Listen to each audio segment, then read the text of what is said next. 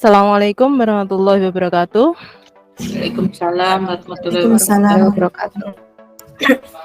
Oke, selamat pagi. Pada pagi hari ini kita bertemu lagi dalam pelajaran matematika. Mari kita awali pelajaran hari ini dengan membaca basmalah bersama-sama. Bismillahirrahmanirrahim.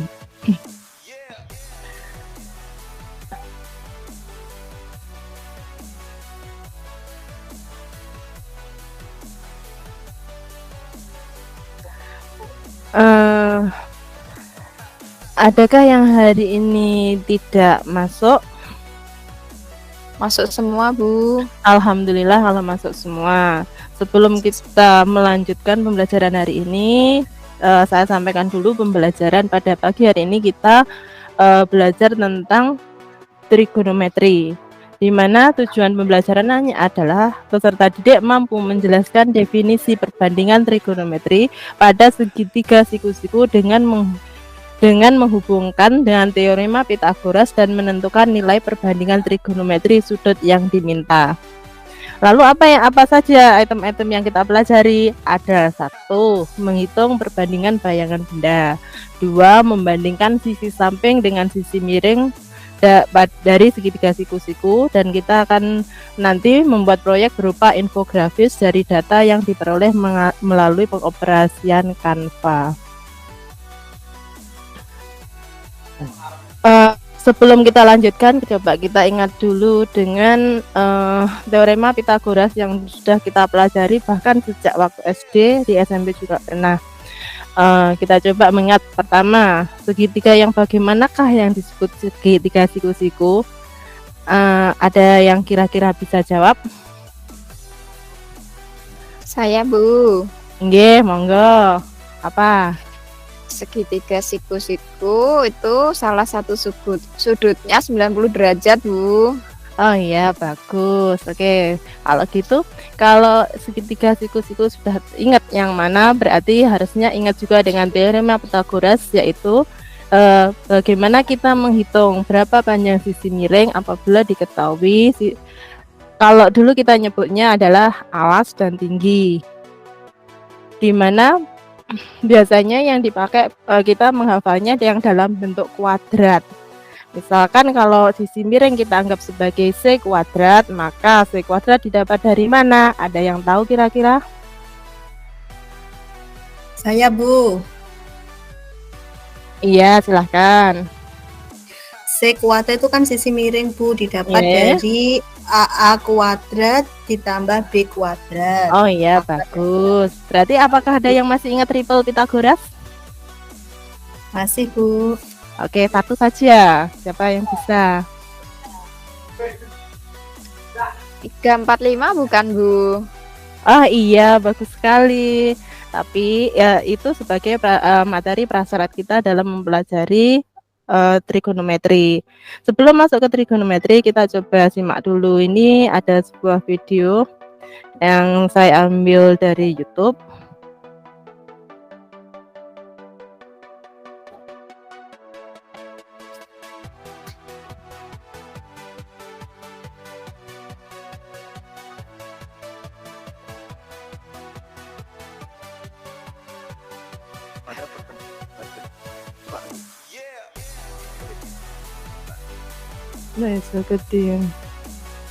Dengan bantuan teknologi ini, kita dapat mengetahui secara akurat ukuran keliling bumi sebesar 40.030 km. Tertinggi, tahukah kalian bahwa lebih dari 2000 tahun yang lalu, tepatnya 240 tahun sebelum Masehi, seorang jenius dari Yunani yang bernama Eratosthenes telah menemukan metode untuk mengukur keliling bumi hanya dengan menggunakan tongkat dan perhitungan matematika sederhana. Eratosthenes adalah untuk mengukur diameter bumi. Jika bumi itu datar, maka dimanapun dan kapanpun di bumi datar, kita akan melihat matahari bersinar dari sudut yang sama. Sementara, jika bumi itu bulat, maka tidaklah demikian. Untuk mengukur diameter, Eratosthenes adalah seorang filsuf, matematikawan, dan ahli geometri yang berasal dari Yunani. Dia melakukan eksperimen. Eratosthenes mendengar bahwa di kota Syene atau yang sekarang bernama Aswan, di daerah Mesir, terdapat sebuah sumur air, di mana setiap tengah hari pada hari terpanjang dalam setahun, matahari bersinar langsung ke dalam sumur, tanpa bentuk bayangan sama sekali. Oke. Tadi videonya bisa terdengar suaranya? Bisa, Bu. Oke. Kalau di kota Syene itu pada hari terpanjang, pada tengah hari, matahari itu bisa masuk sumur sehingga tidak terdapat bayangan. Kira-kira apakah setiap daerah itu sama? Kalau dulu kalau di Tulungagung itu ada orang-orang tua itu ada yang sangat terkenal ketika menyebutkan tentang matahari bisa masuk ke sumur tanpa ada bayangan sama sekali, yaitu pada tanggal yang sangat cantik. Ini menurut orang tua bahwa di setiap daerah beda waktunya, tapi kalau di Tulungagung itu tepat terjadi pada tanggal 10 bulan 10 setiap tahunnya. Dan ternyata itu pun masyarakat ilmuwan pada 2000 tahun yang lalu juga sudah menemukan itu, yang sehingga dari situlah mereka menghitung juga, akhirnya menghitung bisa dengan perbandingan sudut sinar matahari, mereka akhirnya bisa mengetahui berapakah keliling bumi itu. Dan mengetahui jarak antara keduanya, dia dapat mengkalkulasi bahwa bumi adalah sebuah bola dengan keliling sebesar 40.200 km. Sehingga dari hasil ini dapat dihitung diameter bumi sebesar 12.875 km. Nilai ini mendekati hasil perhitungan saat ini, yaitu sebesar 12.742 km. Oke, berarti dari video tersebut kita dapat mengetahui bahwa dengan cara apakah ilmuwan 2000 tahun yang lalu mengukur keliling bumi, yaitu dengan cara membandingkan sudut dan bayangan yang terjadi pada hari yang sama, waktu yang sama. Pertanyaannya, siapa yang kira-kira bisa jawab? Akuratkah pengukuran mereka? Akurat, Bu. Akurat. Berarti itu membuktikan bahwa kita pun sebenarnya tanpa peralatan yang canggih di abad 21, kita juga bisa menghitung secara akurat. Oke, kita lanjutkan. Kemarin Bu Dina sudah mengirimkan bahan ajar di WA Group. Sudahkah dibaca? Sudah, Bu. Kira-kira ringkasan materi materi perbandingan trigonometri pada bahan ajar mudah dipahami atau tidak? Mudah, Bu. Kalau mudah berarti semuanya sudah dibaca. Sekarang kita buat kelompok. Dalam kelas ini kita buat kelompok yang masing-masing kelompok terdiri dari 4 sama 5 orang. Silahkan gabung, di mana saya tunjuk sebagai Mas Ferry, Mbak Anis sama Mbak Ratna sebagai ketua dari masing-masing kelompok. Lalu silahkan gabung sama kelompoknya. Oke, kalau sudah saya akan membagikan LKPD pada masing-masing kelompok.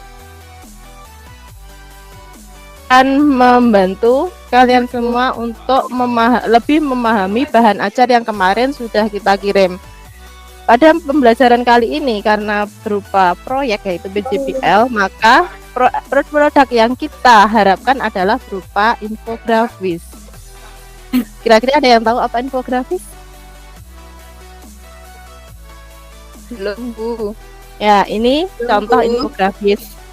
Ini contoh infografis. Di LKPD juga ada contoh yang lain, berarti di sini contohnya tidak hanya satu, yaitu pada PPT ini ada contoh infografis, pada LKPD juga ada. Bagaimana langkah-langkahnya sebelum membuat infografis? Yang pertama, kita harus merencanakannya dengan baik. Alat dan bahan harus disiapkan. Untuk memulainya, apa saja kira-kira yang dibutuhkan? Yang pertama, LKPD. Kenapa LKPD? Karena sudah disediakan sama Bu Dinda ada 1 halaman pada LKPD itu untuk menyusun rancangan bagaimana infografisnya nanti. Jangan lupa ballpoint untuk membuat desainnya dan penggaris apabila dibutuhkan. Berapa alokasi waktu? Kita sediakan alokasi waktu seharusnya itu 70 menit, ya kan?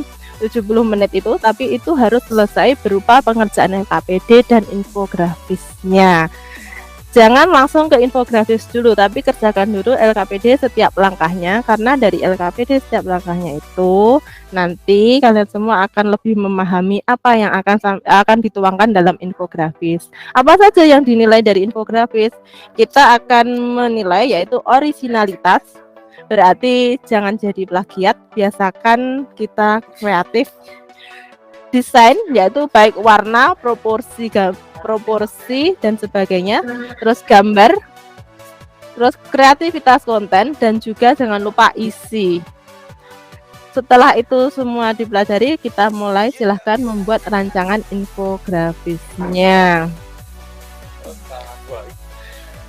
Oke, dari masing-masing kelompok, apakah ada yang kesulitan dalam mengerjakan LKPD atau menyusun infografisnya? Tidak ada, Bu. Kalau tidak ada, silahkan dikerjakan.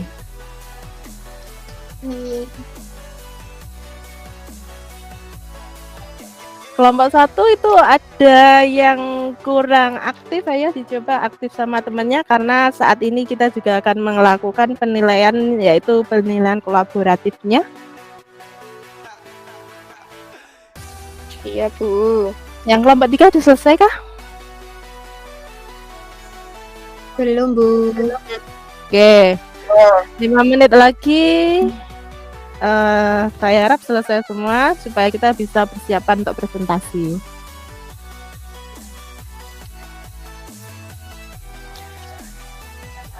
Oke, waktu selesai. Silahkan masing-masing kelompok tentukan siapa yang menjadi moderator, siapa yang menjadi notulen, dan siapa yang akan memaparkan karyanya.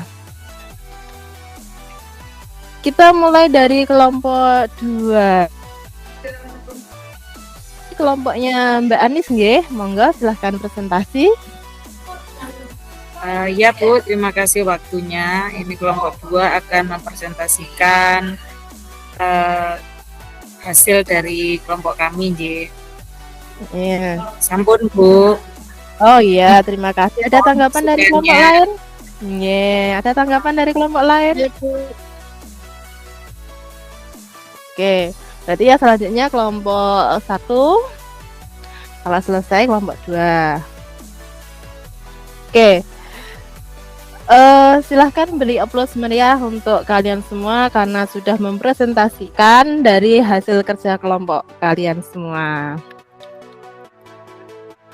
Kalau sudah masih sama kelompoknya, mari kita bersama-sama membuat rangkuman dari infografis yang sudah dibuat, terus sudah dipresentasikan, sudah ditanggapi dengan lain. Waktunya buat rangkuman hasil apa yang kalian semua dapatkan dari proyek infografis tersebut. Silahkan dituliskan pada LKPD halaman terakhir. Kalau silahkan satu kelompok masing-masing satu saja. Jangan lupa untuk tag saya, yaitu Dina Wulandari, juga tag untuk sekolahnya, Instagram sekolah yaitu SMKN Pagerwojo Tulungagung.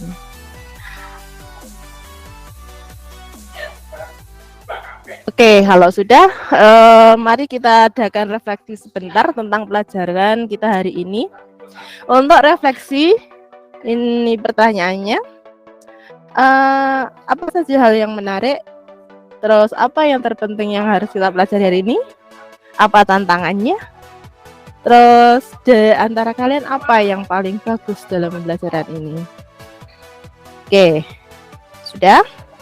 Kalau sudah, pertemuan hari ini cukup sampai di sini. Sampai bertemu lagi di pertemuan berikutnya, dan pertemuan berikutnya kita akan membahas TP selanjutnya dari trigonometri, yaitu menghitung atau menentukan nilai trigonometri pada kuadran dan sudut istimewa.